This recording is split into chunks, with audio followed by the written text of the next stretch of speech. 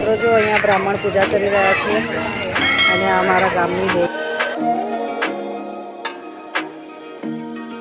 જય શ્રી કૃષ્ણ, રાધે રાધે, જય દ્વારકાધીશ, હર હર મહાદેવ। મિત્રો સ્વાગત છે તમારું મારા નવા બ્લોગમાં। મિત્રો સાંજે લોકો જઈ રહ્યા છે પૂજા કરવા, એટલે મમ્મીજી બધું સામાન લઈ રહેશે, હું દૂરથી પગે લાગી લઈશ। તો ચાલો અમારા ગામની તમને હોળી બતાવીએ, તો બન્યા રહેજો વિડીયોમાં। વિડીયો સારા લાગે તો લાઈક કરજો, શેર કરજો। મિત્રો આ હોળી પૂજા કરવા જઈ રહ્યા છે, ઓરૈયા બનાવ્યા છે આ, અને આમાં જો ખજૂર, ધાણી અને ગુલાલ એવું બધું છે, જો લો। તો પૂજા કરવા જઈ રહ્યા છે।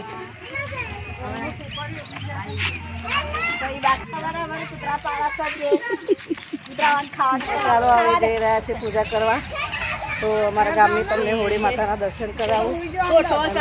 દર્શન કરજો ને પૂજા કરજો, દર્શન કરી લો ચંદ્રદેવના। શું લાવી? જો બધા ઓરૈયા લઈ લઈને હોળી માતાએ મૂકવા જાય છે મિત્રો। તો અમારા ગામની તમને હોળી બતાવું। જો મિત્રો અહીંયા હોળી બનાવી છે, દર્શન કરો। ચિલ્લર પાર્ટી બધા આવ્યા।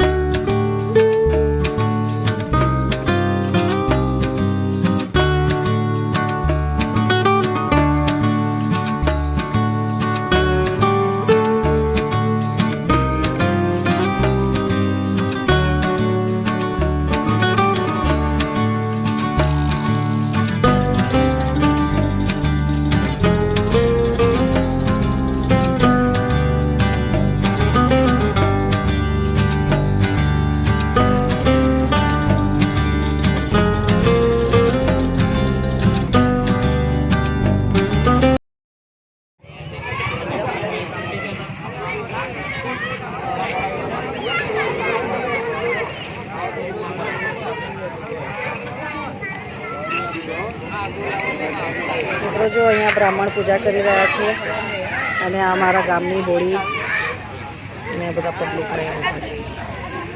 તો ચાલો હવે ઘરે જઈએ। મિત્રો જોઈ શકો છો તમે ચોક પર અહીંયા અમારા સરસ મજાની હોળી બનાવી છે, બધા પગે લાગીને આવ્યા અને બધા જઈ રહ્યા છે, બધા પગે સરસ મજાનું અમારું આ ગામ છે અને બધા પૂજા કરવા જઈ રહ્યા છે। અમે પૂજા કરીને આવ્યા, અમે દૂરથી પગે લાગ્યા નહીં। અમારી ખાસ બેનપણી અમારી ખાસ બેનપણી છે, અમે જ્યારે બી જઈએ છીએ ત્યારે અમે સાથે જ જઈએ છીએ, સાથે જ આવે છે। તો ચલો બધાને હેપી હોલી, હેપી હોલી।